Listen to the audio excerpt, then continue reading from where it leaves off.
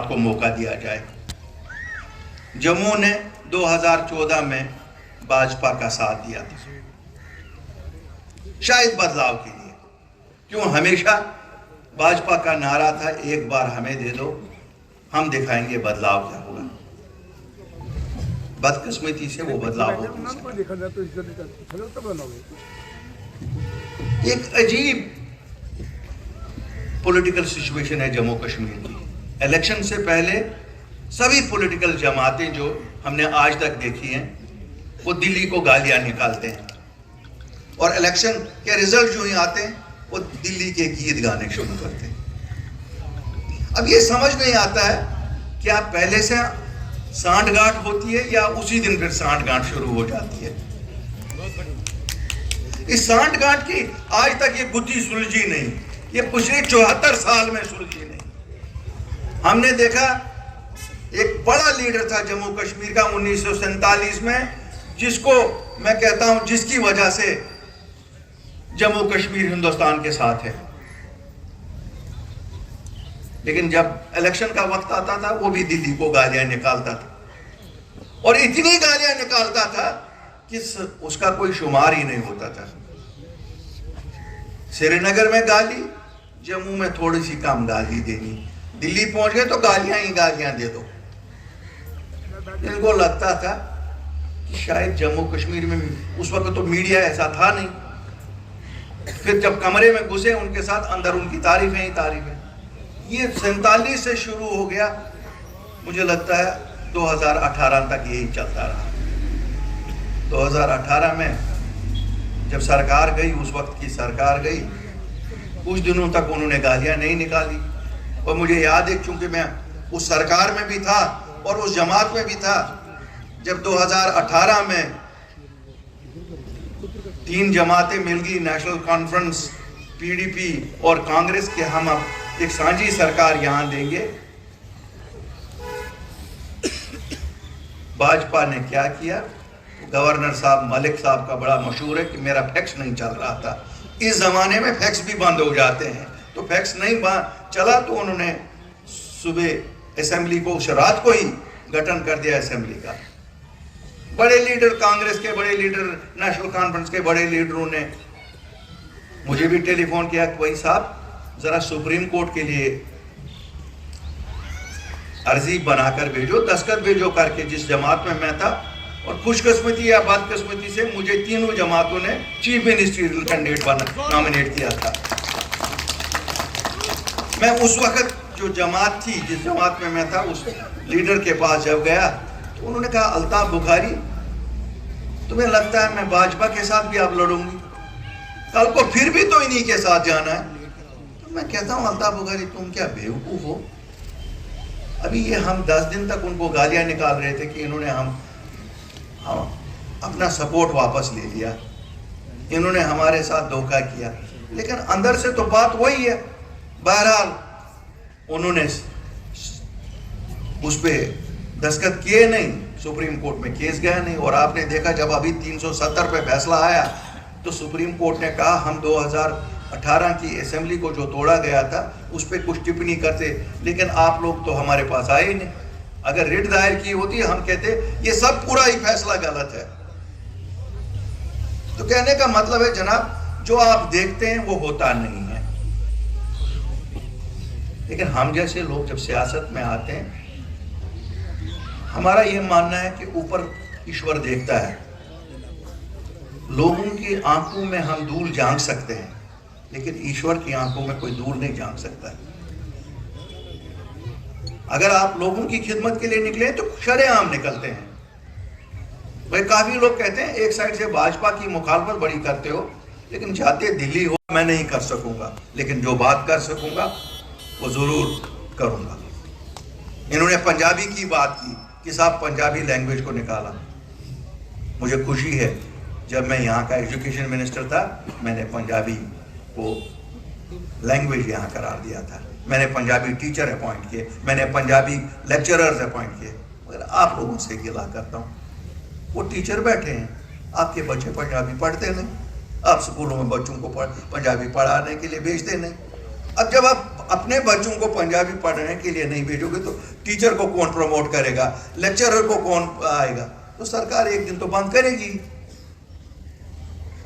इसलिए एक बार फिर हम एक वादा आपस में करते हैं कि पंजाबी हम वापस लाएंगे, ये वादा करते हैं आपके साथ, लेकिन आप ही अपने बच्चों को पढ़ाएंगे। मैं मानता हूं हिंदी पढ़ना बहुत जरूरी है, हम सब के लिए हिंदी पढ़ना जरूरी है। मैं आज आपको बताऊं, हमने पढ़ी नहीं थी, हम उर्दू पढ़ते थे। क्यों? तब हर एक चीज उर्दू में ही होती थी, तब फर्ज भी उर्दू में होती थी, तब नाम भी लिखे होते उर्दू में। आज हम भी जब आते हैं यहाँ हिंदी में नाम लिखा है तो किसी से पूछते हैं जरा बताओ यार लिखा क्या है। कभी कभी शर्मिंदा हो जाते हैं कि हमें कोई व्हाट्सएप भेजता है, वो हिंदी में भेजता है, हमें उसको वापस लिखते हैं जरा यार इंग्लिश में भेज दो। तो ये शर्मिंदगियां हमारे बच्चों को नहीं उठानी चाहिए, वो कल को पढ़नी चाहिए। उनको हिंदी भी आना चाहिए, उनको पंजाबी भी आना चाहिए, और अगर फुर्सत हो उनको और अगर उनका लगन हो तो उनको कश्मीरी भी सीखनी चाहिए। क्यों नहीं? जितनी ज्यादा जबानें दुनिया में बोलता है कोई, उतना ज्यादा वो इंटेलिजेंट और फ्लुएंट हो जाता है। जम्मू कश्मीर एक अजीब दौर से गुजर रहा है, मैं आपको बताऊंगा। पूरे भारत में इलेक्शन होते हैं और हर बार हम आस लगाए बैठते हैं बस इस बार हमारा इलेक्शन भी होगा। जब आई बात पंचायत की, 5 साल पूरे हो गए, पंचायत भी नहीं होंगे।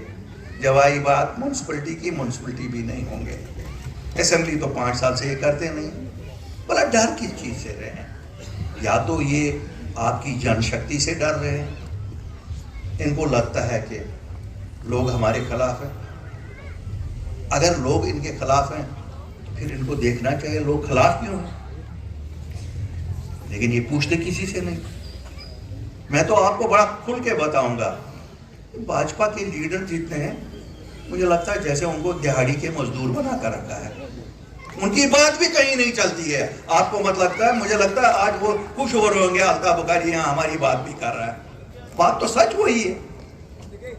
इससे बड़े बड़े अखबारों में वो बयान निकाले, मैं तो चैलेंज करता हूं उनको, एक नाले का काम वो अपने इलाकों में जाके करवाए ना, मैं बात कहूंगा वो बहुत बड़े लीडर है। ये सबसे छोटी डिमांड है पंजाबी लैंग्वेज की, ये कौन सी बड़ी डिमांड है? करवाए ना, सरकार तो उन्हीं की है। गवर्नर भी उनका है, चीफ सेक्रेटरी भी उनका है, डीजी भी उनका है, सेक्रेटरी भी सब उनके। ये कोई मसला है? अगर कुछ नहीं तो 7 सीटें तो सरदारों की हैं, 7 सीटों पे तो वो सीधा जीत जाएंगे। लेकिन बेचारे करना भी चाहते अगर वो चलेगी नहीं, बिल्कुल नहीं चलेगी। क्यों? हमने देखा है ना, ये जितनी बड़ी ज्यादा जमात हो ना उतना वहां लीडरों का चलता नहीं है। मैं मुबारकबादी देता हूं बाबा साहब को, इन्होंने एक नई जमात चुनी। नई जमात में मोल होता है हर लीडर, यहाँ हर लीडर इंपॉर्टेंट होता है, क्योंकि नई जमात को जरूरत होती है लोगों की। पुरानी जमात उन्हें तो आजमाया हुआ होता है, वो 4 झूठ बोलने में भी एक्सपर्ट होते हैं और लोग भी खुश हो जाते हैं उन झूठों से। क्यों? वो एक्सपर्ट होते हैं झूठ बोलने में, लोग कहते हैं यार ये तो कर जाएंगे, तजुर्बा तो है इनके पास। यार जनाब, तजुर्बा इनके पास झूठ बोलने के सिवा और किसी चीज का नहीं है। क्या पैसे हैं उतने? ये तो कहते हैं हमारे पास पैसे ही नहीं है, तो हम देंगे कहां से? मैंने कहा मेरे भाई, ये मनजीत सिंह जी का सवाल होता था ज्यादा, क्यों ये पॉलिटिकल वर्कर है। मैंने कहा मनजीत सिंह भाई, हम 10,500 करोड़ रुपया साल को बिजली पे घाटा देते हैं। जो अब जब हम कहते हैं कि हम ये 500 यूनिट फ्री दे देंगे, ये 3,500 करोड़ ही है। हम बिजली के लॉसेस कम करेंगे और लोगों को ये कंसेशन देके फिर भी 7,000 करोड़ रुपया बचेगा। हमारे लोगों को तोहमत लगाते हैं, ये जी कांटा लगाते हैं, ये जी बिजली की चोरी करते हैं। तो यार कितना डोमेस्टिक कंजप्शन है, चोरी पकड़नी है। मैं बिजली महकमे को कहता हूं, चोरी पकड़नी है जाओ इंडस्ट्री में पकड़ो, उन बड़े इंडस्ट्रीज को पकड़ो जिनके लोहे के कारखाने हैं, जिनके सीमेंट के बड़े कारखाने हैं। यहां तो घर में 2 किलोवाट, 1 किलोवाट, आधा किलोवाट, यही वहां तो मेगावाट, 8 मेगावाट, 10 मेगावाट, 10 मेगावाट की बिजली ली हुई है, 20 मेगावाट जला रहे हैं। लेकिन वहां से मोटा पैसा सरकार को मिलता है, वहां से वो रिश्वत मोटा दे सकते हैं। 500 रुपया बिल देने वाला क्या रिश्वत देगा और क्या चोरी करेगा?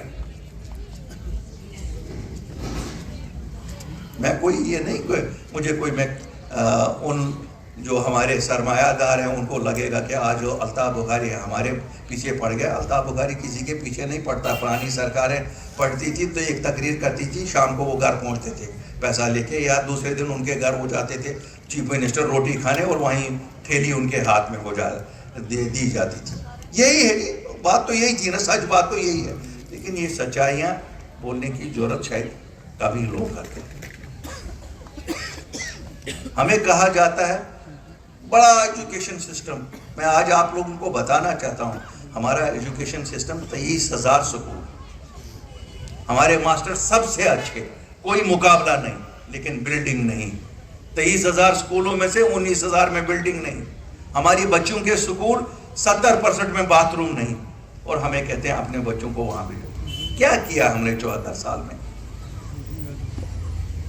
कंपाउंड नहीं, बिजली नहीं, कहते हैं कंप्यूटर लाएंगे, आप कंप्यूटर पर सिखाओ बच्चों को। भाई बिजली ही नहीं है तुम्हारे स्कूल में। बैठने के लिए डेस्क नहीं, टाट पे बैठता है हमारा बच्चा जम्मू कश्मीर का जो सरकारी स्कूलों में पढ़ता है, और इस मुल्क की पहचान उसके लिए यही है कि मुझे टाट पे बैठ के पढ़ना है। कब हम तरक्की करेंगे? हम कहते हैं हमारे बच्चों ने तरक्की नहीं की। नहीं जनाब, आपके बच्चों ने पढ़ा नहीं। मेरे भाइयों, इन सब चीजों की तरफ देखना है। हमारा हेल्थ का सिस्टम है, बेशक प्राइमरी हेल्थ सेंटर भी बने, बड़े अस्पताल भी बने, इंस्टीट्यूट भी आप बन गए, डॉक्टर नहीं, स्टाफ नहीं, कोई चीज नहीं। जब हम कोई चीज नहीं रखेंगे तो बिल्डिंग को क्या करेंगे मेरे लोग? वहां टेक्नीशियन नहीं। आज ही मैं पढ़ रहा था, स्टेट एजुकेशन डिपार्टमेंट ने कहा हमारे पास सब्जेक्ट स्पेशलिटी टीचर ही नहीं। अब किसी को मैथमेटिक्स स्कूल में पढ़नी है, वहां टीचर ही नहीं पढ़ाने के लिए। बच्चे हमारे पढ़े लिखे, पोस्ट ग्रेजुएट, डॉक्टरेट, सरकार अपॉइंटमेंट नहीं करती है। हमारे बच्चे वहां कैनाल रोड पे बैठे हैं ना, वहां पर धरना लगाए हुए, कोई रिक्रूटमेंट ही नहीं हो रही है। आज पोस्ट निकलते हैं, 2 साल बाद इंटरव्यू होता है, तीसरे साल कहते हैं इसमें चोरी होगी, कैंसिल कर लो। 4 साल तो हमारे बच्चे के खराब हो गए।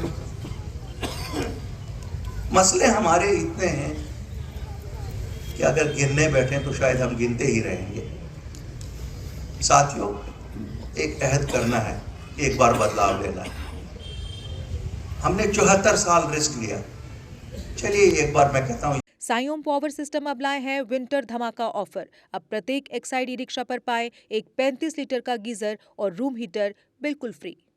Exide neo Bharat e rickshaw अब करे डबल काम, चाहे बिठाओ सवारी या फिर ढोलो सामान।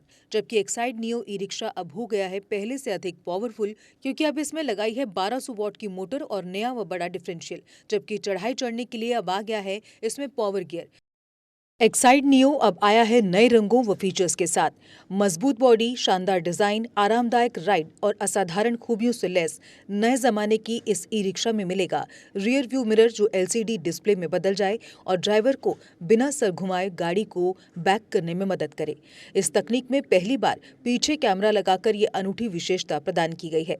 चमकदार व ज्यादा तेज इंडिकेटर, लंबे समय तक चलने वाली बैटरी, बेहद शानदार LCD इंस्ट्रूमेंटेशन पैनल, मनमोहक आवाज वाले speaker, FM system, flexible roof के बदले बहुत ही सख्त उच्च ग्रेड की मेटेलिक रूफ, इनबिल्ट चार्जर, नए सुरक्षित रिम और अधिक पावर की मोटर के साथ बेहतरीन सस्पेंशन जो दे झटकों से आराम। तो देर किस बात की, आज ही आएं और अपना Exide Neo e rickshaw book करवाएं। हमारा पता है Saiom power system, last matador stop, Anand Nagar, Bohri, Jammu. Jammu संभाग में डीलर बनने के लिए संपर्क करें 0191 2554 360। जम्मू कश्मीर की खबरों के लिए जुड़े रहिए GK अपडेट के साथ।